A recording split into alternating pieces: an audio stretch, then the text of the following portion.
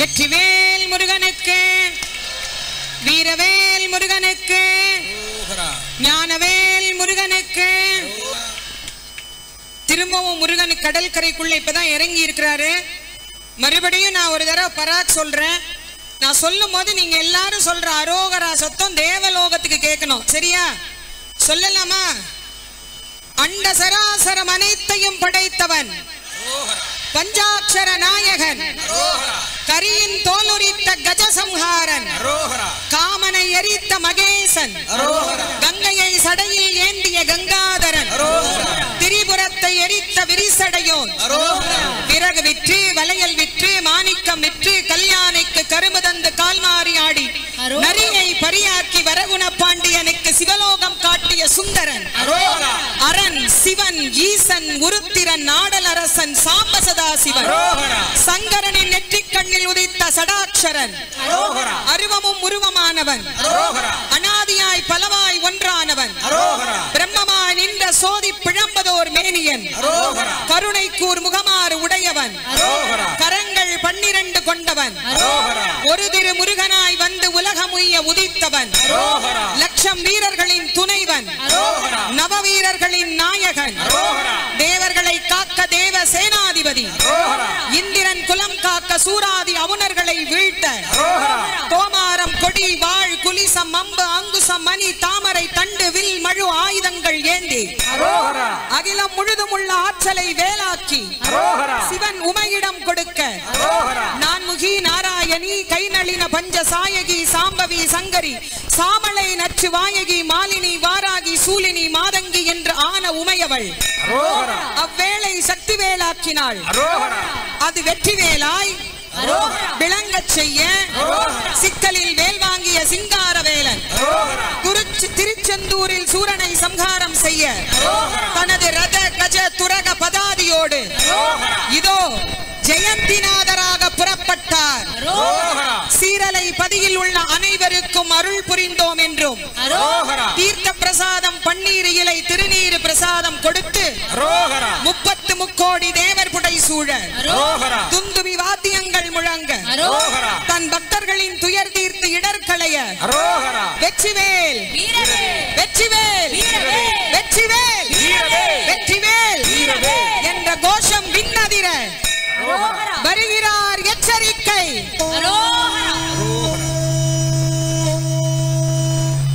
தாரக சிங்கமுக சூராதி அவுணர்களை வீழ்த்த ராஜாதிராஜ ராஜமார்த்தாண்ட ராஜகம்பீர ராஜகுல திலக ராஜ பராக்கிரம ராஜகுலோத்துங்க ராஜபிரதாப ராஜ்ய பரிபால ஸ்ரீ ஸ்ரீ ஸ்ரீ செந்தில் கஷேத்திர பால மகாராஜ ஜெயந்திநாதர் பராக் பராக் பராக்.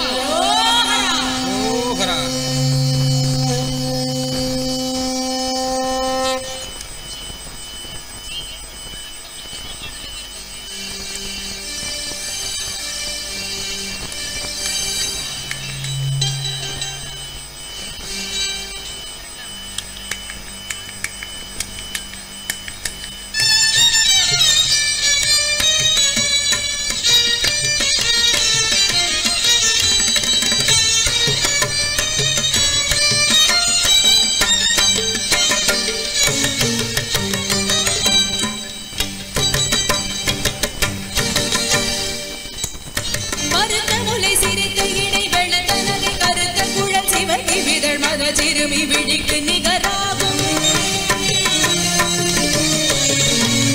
பனகமுக பட கரட மத தவள கஜ கடவுள் பல திடீரு கடத்த மூளை தெரிக்க வரமாகும் கழுத்தமுது தமிழ் பலகை இருக்கும் ஒரு கவி புலவன் இசை கருகி வர புகையை இடித்து வழி காணும் பசி தலனை மூசி தழுது முறைப்படுதல் ஒழித்த உணர்வுறது திறனினை தசைகள் புசி கவரு நேரும் சுரர்க்கும் முனிவரர்க்கும் மக பதிக்கும் விதி தனக்கும் அரி தனக்கு நரத்தம குருவும் இடிகள் வினை சாடும் சுடர் கருதி ஒழிப்ப நில ஒழுப்பு மதி ஒழிப்ப அலை அடக்கு தழல் முடிப்ப உடல் ஒழி பிறவை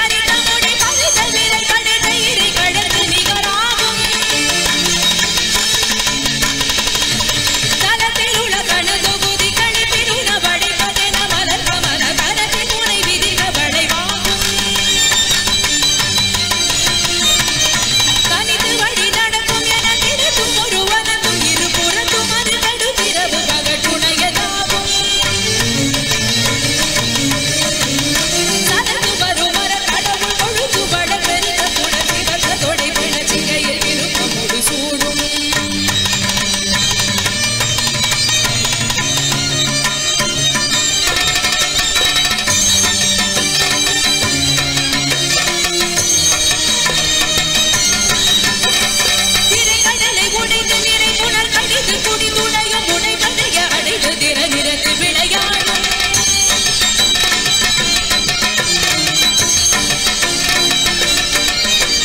திசைகளியை முதல் கொடி செடாரிட்ட சிறை முனைகளிட முனைந்து நிலை பறக்க வர விசை கரித போடும்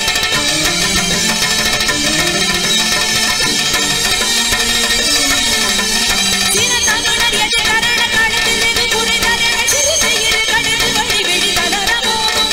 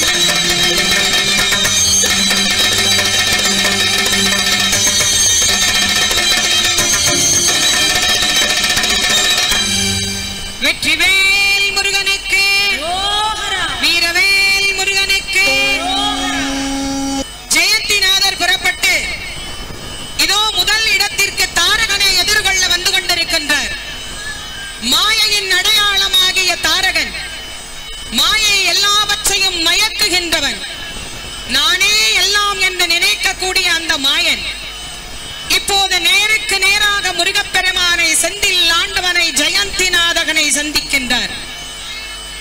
முருகப்பெருமானுடைய அதி அற்புதமான ஆற்றல்கள் என்னவென்று தெரியாதவன், 1000 கோடி சூரிய பிரகாசத்தை உடைய பெருமான், எல்லோருக்கும் அருள் தரக்கூடிய நாயகன் என்று உணராதவன், தன்னுடைய யானை முகத்தை நான் தான் உயர்ந்தவன், என்னை விட உயர்ந்தவன் இந்த உலகில் ஒருவரும் இல்லை, என்னை கண்டால் எல்லாம் அடிபணியும் என்கின்ற மாயையை நிலைநிறுத்தும் வண்ணமாக முருகனை எதிர்கொண்டு நின்று கொண்டிருக்கின்றார். ஆனால் முருகப்பெருமானோ எந்த வேல் வந்தாலும் அதற்கு கந்தவேலிடத்திலே பலனுண்டு என்று சொல்லுகிற வண்ணமாக அமைதியாய், அழகாய், ஆர்ப்பாட்டமில்லாத அற்புதமான கடவுளாய் இதோ ஜெயந்திநாதர் நம் முன்னே வந்து காட்சி தந்து கொண்டிருக்கின்றார். பட்டு பீதாம்பரம் மிளிர, வெட்டிவேர் மாலை அசைய, எம்பெருமான் சிரித்த முகத்தோடு போருக்கு வந்தாராம். முருகன் என்றாலே அழகு, அழகன் என்றாலே சிரிப்பு. சிரித்த முகத்தோடு முருகன் வந்தார் என்று கச்சியப்ப சிவாச்சாரியார் சொல்லுகின்றார். முண்டகம் மலர்ந்ததென்ன மூவிரு முகமும் புண்டர நுதலும், 3 வரியாக திருநீர் பூசி இருக்கிறாராம். கோலமார்வும் தண்டையும் சிலமும் மார்க்க சரணமும் தெரிய கண்டான். அதை பார்த்த உடனே ஞானம் என்பது ஏற்படாதவன் மீண்டும் மீண்டும் தன்னுடைய ஆணவ கண்ம மாயமலங்களை அதிகப்படுத்தி இதோ புறப்பட்டு விட்டான் தாரகன் யானை தலையோடு. நானா, என்னுடைய ஆணவமா, கண்மமா, மாயையா, எங்களையா அழைக்கப் போகின்றாய்? நாங்கள் சிவபெருமானிடத்திலே வரம் பெற்றவர்கள், வரம் பெற்ற எங்களுக்கு எத்தனை வலிமை உண்டு என்று இதோ குமரேசா உனக்கு உணர்த்துகிறேன் பார். நீ சின்னஞ்சிறு பிள்ளை, எங்களுடைய வயதோ உனக்கு செல்லாது, நான் யார் என்பதை உனக்கு காட்டுகிறேன் என்று யானை தலை அசைய இதோ மாயையின் பிம்பமாகிய தாரகன் முருகனை எதிர்நோக்கி வந்து கொண்டிருக்கின்றார். முருகனோ மலர்ந்த முகத்தோடு மகிழ்ச்சியாய், ஆனந்தமாய், எவர் வரினும் நான் அவரை எதிர்கொள்வேன் என்று, என்றொன்றும் என்னுடைய பக்தர்கள் நம்பியவர்களை காப்பேன் என்று முருகப்பெருமான் எதிர்கொண்டு நிற்கிறார். மேலிருந்து வந்த ஞானவேல் இதோ முருகப்பெருமானிடத்திலே இருந்து புறப்பட தயாராகி இருக்கிறது. 1000 கோடி சூரிய பிரகாச ஒளி உள்ள வேல். அந்த வேலை அன்னை சக்திவேல் ஆக்கி அதை முருகப்பெருமானிடத்திலே தர சிக்கலில் வேல் வாங்கிய செந்தூரன் மிக அழகாக அற்புதமாக அந்த வேலை இப்போது முருகப்பெருமானிடத்திலே வைக்கிறார்கள். கையில் வாளேந்திபடியாக தாரகன் இதோ முருகனை நோக்கி வந்து கொண்டிருக்கின்றார். அவன் ஆட்டுகின்ற தலையின் அழகை பாருங்கள். நான் தான் உயர்ந்தவன், முருகா பார், நீ சின்னஞ்சிறு பிள்ளை, உன்னை என்ன செய்கிறேன் பார் என்று சொல்லுகிற வண்ணமாக இதோ இங்கே நின்று கொண்டிருக்கின்ற முருகனை நோக்கி வந்து விட்டான் யானை தலையை உடையவன். முருகப்பெருமான் முதலாக மாயையைத்தான் அழித்தார். மாயை என்பது நீங்கினால் தான் மற்ற அனைத்தும் நீங்கும். அந்த மாயையை நீக்குவதற்காக, மாயையில் இருந்து நம்மை காப்பதற்காக, எல்லாம் நானே, எல்லாம் நிஜமே என்று நினைக்கக்கூடிய மாயையின் வெளிப்பாடாக வந்தவன் அருகே வர வர முருகப்பெருமானை பார்க்கின்றான். இத்தனை பேரழகு படைத்தவன், நாமே எல்லோரையும் மயக்குபவன், ஆனால் இவன் நம்மையும் மயக்கக்கூடியவனாக விளங்குகிறானே என்ற எண்ணத்தில் யோசித்து நிற்கின்றான். ஆனால் முருகப்பெருமான் அப்படியே நின்று அவனை கவனித்துக் கொண்டிருக்கிறார். வா, உனக்காகத்தான் நான் காத்துக் கொண்டிருக்கின்றேன், வா, என்னுடைய அவதாரத்தின் நோக்கம் இதனால் தான் பூர்த்தி அடைய போகிறது, வா என்று எதிர்கொள்கின்றார். முன்னும் பின்னுமாக தலையை ஆட்டி இதோ முருகப்பெருமானை சுற்றி வர துவங்கி விட்டான். முருகனை சுற்றி வந்து, நான் தான் உயர்ந்தவன், என் கையில் இருக்கிற வாள் உனக்கு பதில் சொல்லும் என்று சொல்லும் வண்ணமாக இதோ முருகனை வலம் வந்து கொண்டிருக்கின்றான் அசுரன். ஒவ்வொரு முறையும் நம் மனதிலே இந்த எண்ணங்கள் எழுகிற போது அந்த எண்ணங்களை அழிக்க வேண்டும் என்ற உணர்வை நமக்கு தரக்கூடியதுதான் இந்த அற்புதமான நிகழ்வு. சார், முன்னால் இருக்கிறவங்க கொஞ்சம் தயவு செஞ்சு உட்காருங்க. தம்பி, கீழே இறங்குங்க, கீழே இறங்குங்க. பின்னாடி இருக்கிறவங்களுக்கு எல்லாம் தெரியல. சார், உட்காருங்க, உட்காருங்க. மேடையில் இருக்கிறவங்க உட்காருங்க. இருக்கும் தெரியணும்ல சார், ஓரமா வாங்க. முதல் வலமாக வந்து கொண்டிருக்கின்றான், கையில் வாள் ஏந்தி கேடயம் ஏந்தி யானை தலையோடு அசுரன் வலம் வந்து கொண்டிருக்கின்றான். முருகப்பெருமானுடைய அதி அற்புதமான சக்தி, 12 கரங்களிலும் 12 ஆயுதங்களை ஏந்திய கந்த கடவுள், கருணையின் பிம்பமான கார்த்திகேயன், தேவர்கள் தலைவன், தேவ சேனாதிபதியாக விளங்கக்கூடியவன், பக்தர்களுக்கு அருள் புரியும் பராக்கரனாக தன்னை எதிர்த்து வரக்கூடிய பகைவனையும் சிரித்த முகத்துடன் எதிர்நோக்கி காத்து நின்று கொண்டிருக்கின்றார். யானை தலைய உடைய அசுரன் இதோ முருகனை வலமாக வந்து மீண்டும் முருகப்பெருமானை எதிர்முகமாக எதிர்நோக்குகின்றான்.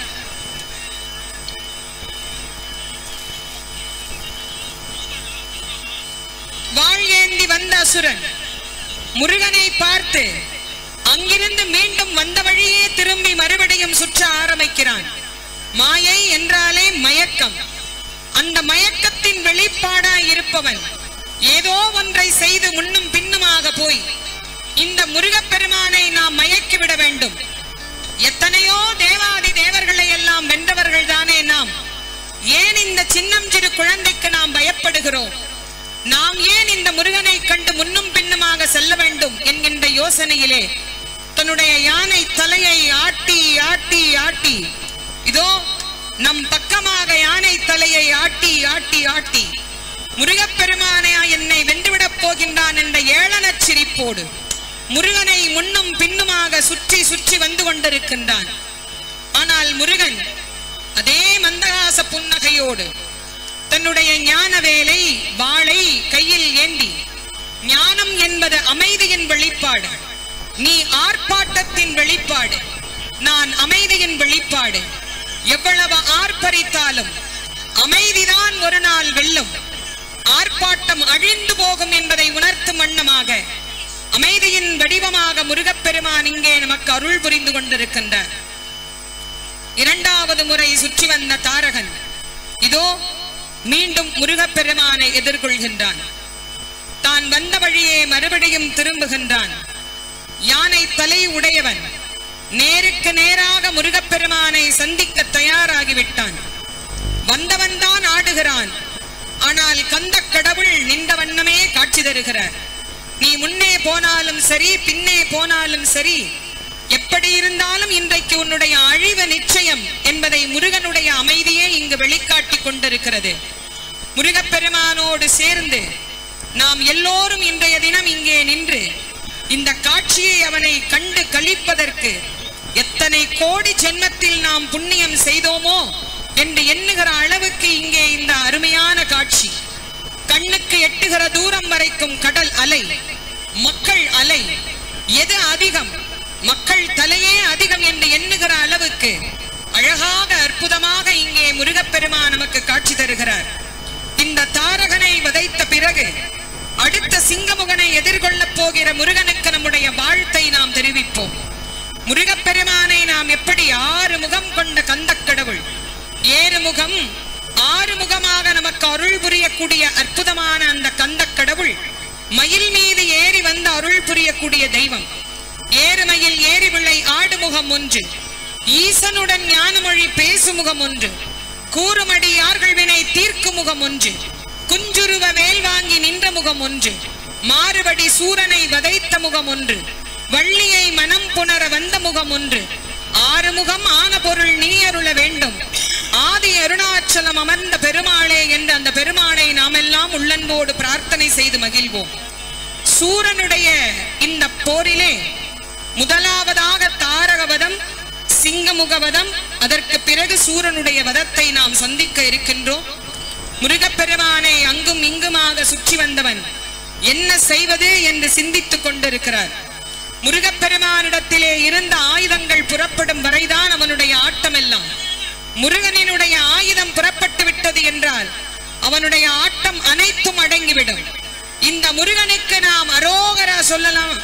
வெற்றிவேல் முருகனுக்கு, வீரவேல் முருகனுக்கு, ஞானவேல் முருகனுக்கு, சக்திவேல் முருகனுக்கு, செந்தில் நாதனுக்கு, ஜெயந்தி நாதனுக்கு, சுப்பிரமணிய சுவாமிக்கு, திருச்செந்தூர் முருகனுக்கு, தணிகை நாதனுக்கு, பாலசுப்பிரமணியனுக்கு, வள்ளி மணாளனுக்கு, கார்த்திகேயனுக்கு, தண்டாயுத பாணிக்கு, சுவாமிநாதனுக்கு, சத்ரு சம்ஹார மூர்த்திக்கு, பழனிமலை ஆண்டவனுக்கு, திருத்தணிகை ஆண்டவனுக்கு, திருச்செந்தூர் சுப்பிரமணியனுக்கு, பழமுதிர்ச்சோலை நாதனுக்கு, பரங்குன்றம் முருகனுக்கு, சுவாமிமலை நாதனுக்கு, குழந்தை வேலப்பனுக்கு, குறிஞ்சி ஆண்டவனுக்கு, நவபாஷான முருகனுக்கு, தசபாஷான கந்தனுக்கு, அன்னதான கந்தனுக்கு, அபிஷேக கந்தனுக்கு, அலங்கார கந்தனுக்கு, பாலபிஷேக பிரியனுக்கு, காவடி பிரியனுக்கு, பாத யாத்திரை பிரியனுக்கு, கந்த சஷ்டி பிரியனுக்கு, வேல் விருத்த நாயகனுக்கு, மயில் விருத்த நாயகனுக்கு, வேல்மாறல் நாயகனுக்கு, நம் உள்ளத்தில் எல்லாம் உறைபவனுக்கு, நம் உள்ளத்தை எல்லாம் கொள்ளை கொள்ளும் அழகனுக்கு, கார்த்திகை மைந்தனுக்கு, ஆறுபடை வீட்டு குமரனுக்கு, சிவசுப்பிரமணியனுக்கு, முருக அடியானுக்கு, சஷ்டி முருகனுக்கு, இதோ முருகனிடத்திலே இருந்து புறப்பட்ட ஞானவேல் வெற்றிவேலாகி வருகிறது.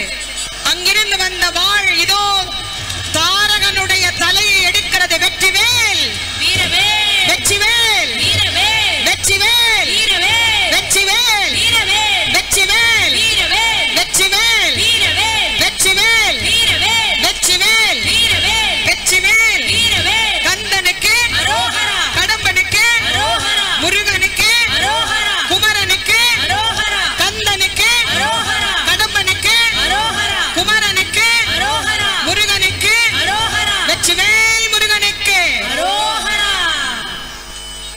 மாயை அடங்கி தான் வந்த வழியே திரும்பி விட்டது. மாயையை வென்ற மைந்தனாக, மாயையை அடக்கிய சுப்பிரமணிய கடவுளாக, செந்தில் நாதன் ஜெயந்திநாதராக நமக்கு காட்சி தந்து கொண்டிருக்கின்றார். இந்த ஒரு வார காலமும் சஷ்டி விரதம் இருந்து முருகப்பெருமானை நாம் நினைத்து நினைத்து நினைத்து உருகி உருகி உருகி அவனை உள்ளம் கசிந்து பிரார்த்தனை செய்தோம். அந்த பிரார்த்தனையின் பலனாக இதோ முதல் தலை எடுத்தாகிவிட்டது. அடுத்த இடத்திலே முருகனை சந்திக்க சிங்கமுகன் தயாராகின்றான். எத்தனை பேர் வந்தாலும் நான் இருக்கிறேன் என் குலத்தை காப்பதற்கு. சிங்கமுகனாகிய நான் எப்படி என் குலத்தை விட்டுக் கொடுப்பேன் என்று 1000 முகங்கள் 1000 கரங்களோடு சிங்கமுகன் தயாராகி கொண்டிருக்கின்றான். அவனே கண்மமலத்தினுடைய வெளிப்பாடாக நமக்கு விளங்குகின்றார். அந்த கண்மத்தின் வெளிப்பாடாக விளங்குகின்ற சிங்கமுகனை வதம் செய்ய செந்தில் நாதர் ஜெயந்திநாதராக புறப்பட்டார்.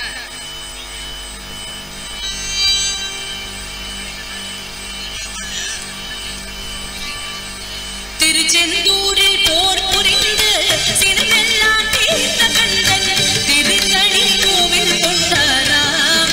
அவர் பக்தர்கள் எல்லாம் காவடி தூக்கி வந்தாராம்.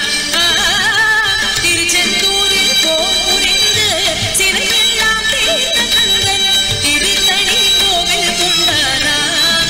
அவர் பக்தர்கள் எல்லாம் காவடி தூக்கி வந்தாராம்.